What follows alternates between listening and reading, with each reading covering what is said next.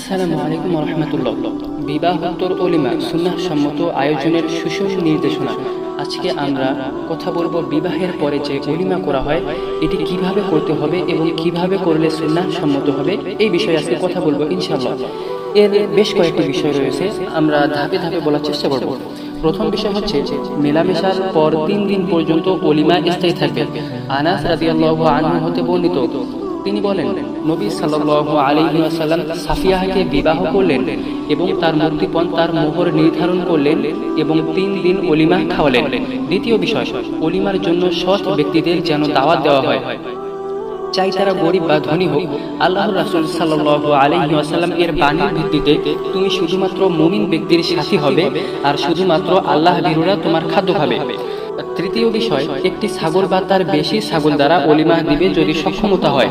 সক্ষমতা না থাকলে তার পক্ষ থেকে আয়োজন। আনাস রাদিয়াল্লাহু আনহু থেকে বর্ণিত, রাসূল সাল্লাল্লাহু আলাইহি ওয়াসাল্লাম এর সাথে বিবি সাফিয়ার বিয়েতে ওলিমাতে আমি মুসলমানদের দাওয়াত দিলাম। ওলিমাতে রুটি গোশত ছিল না, সে চামড়ার দস্তরখানা আমি বিছিয়ে দিলাম। অপর বর্ণনায় আছে, আমি একটু সমতল জায়গা খুঁজলাম, একটি চামড়ার দস্তরখানা আনা হলো আর তা আমি সে সমতল ভূমিতে রাখলাম। লোকজন তাতে খেজুর, পনির, ঘি নিক্ষেপ করলো, অতঃপর মানুষ তৃপ্তির সাথে খেলো। চতুর্থ বিষয়, ধনীদের নিজস্ব মাল দিয়ে ওলিমায় শরীক হওয়া। ওলিমার অনুষ্ঠান বাস্তবায়ন করার জন্য লোকেরা তাদের মাল দ্বারা শরীক হওয়া মুস্তাহাব। পঞ্চম বিষয়, শুধু ধনীদেরকে ওলিমায় দাওয়াত দেওয়া নিষিদ্ধ। গরিব মানুষ বাদ দিয়ে শুধু ধনীদেরকে ওলিমায় দাওয়াত দেওয়া নাজায়েজ।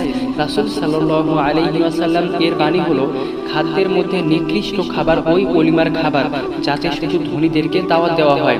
আর ওলিমার দাওয়াত যে কবুল করলো না, সে আল্লাহ ও তার রাসূল সাল্লাল্লাহু আলাইহি ওয়াসাল্লাম এর বিরোধিতা করলো। মোট কথা, ওলিমা খাবার স্থানে দাওয়াত দানকারী যদি সাধারণভাবে সকলকে দাওয়াত দেয় তাহলে তা নিকৃষ্ট খাবার হবে না। ষষ্ঠ বিষয়, ওলিমার দাওয়াতে যাওয়া ওয়াজিব।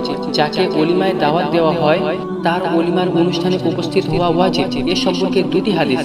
এক, তোমরা দাসমুক্ত করো, মেজবানের দাওয়াত দানকারীর দাওয়াতে তোমরা সাড়া দাও এবং রুগ্ন ব্যক্তিকে তোমরা দেখতে যাও।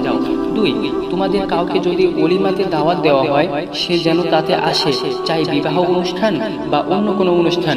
যে ব্যক্তি দাওয়াতে গেল না সে আল্লাহ ও তার রাসূল সাল্লাল্লাহু আলাইহি ওয়াসাল্লাম এর অবাধ্য হলো। সপ্তম বিষয়, রোজাদার হলেও দাওয়াতে যেতে হবে। রোজাদার হলেও দাওয়াতে যাওয়া উচিত।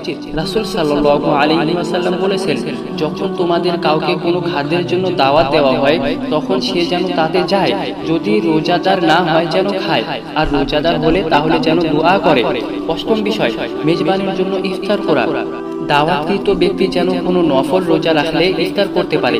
বিশেষ করে যখন মেজবান পিরাপিরি বা অনুনয় করে তখন রোজা ভাঙা বৈধ। হাদিস। 1 নম্বর, যখন তোমাদের কাউকে খাবার দেওয়া হয় তখন সে যেন তাতে খায়, যদি ইচ্ছা হয় খাবে আর যদি ইচ্ছা না হয় পরিত্যাগ করবে। 2, নফল রোজা পালনকারীর নিজের প্রতিনিধি, ইচ্ছা করলে রোজা রাখবে আর ইচ্ছা করলে রোজা ভাঙবে। নবম বিষয়, বিয়ের অনুষ্ঠানে ছবি, রহমত ও বরকত নেই। আবু মাসউদ উকবাহ রাহিমাহুল্লাহ হতে বর্ণিত, এক লোক তার জন্য খাদ্য তৈরি করলো, তারপর তাকে দাওয়াত দিল। অতঃপর তিনি বললেন, ঘরে কি ছবি আছে? সে বলল, হ্যাঁ। তিনি ঘরে প্রবেশ করতে অস্বীকার করলেন, এমনকি ছবি ভেঙে ফেলা হলো। এরপর তিনি প্রবেশ করলেন। ইমাম আওজাই রাহিমাহুল্লাহ বলেছেন, আমরা ওই ওলিমাতে যাই না যাতে তবলা ও বাদ্যযন্ত্র থাকে। দশম বিষয়, যে ব্যক্তি দাওয়াতে উপস্থিত হবে তার জন্য যা করা মুস্তাহাব। যে ব্যক্তি দাওয়াতে উপস্থিত হবে তার জন্য দুটি কাজ করা মুস্তাহাব। 1, মেজবানের জন্য খাওয়া শেষে দোয়া করা। আব্দুল্লাহ ইবনে বিশর হতে বর্ণিত, তার পিতা নবী সাল্লাল্লাহু আলাইহি ওয়াসাল্লাম এর জন্য খাদ্য তৈরি করলেন এবং তাকে দাওয়াত দিলেন। তিনি দাওয়াত গ্রহণ করলেন। অতঃপর যখন খাওয়া শেষ করলেন তখন বললেন, হে আল্লাহ, তাদেরকে ক্ষমা করো, তাদেরকে রহম করো, তাদের যে রিজিক দিয়েছো তাতে বরকত দাও। 2, মেজবান ও তার স্ত্রীর জন্য কল্যাণ ও বরকতের জন্য দোয়া। হে আল্লাহ, তাদের উভয়ের মাঝে বরকত দাও এবং তাদের জন্য বাসরে বরকত দাও। তোমার বিবাহ কল্যাণ ও বরকতময় এবং মঙ্গলময় ভাগ্য হোক। আল্লাহ তাআলা তোমাকে ও তোমার উপর বরকত দিন আর তোমাদের মাঝে উত্তম সম্পর্ক গড়ে উঠুক।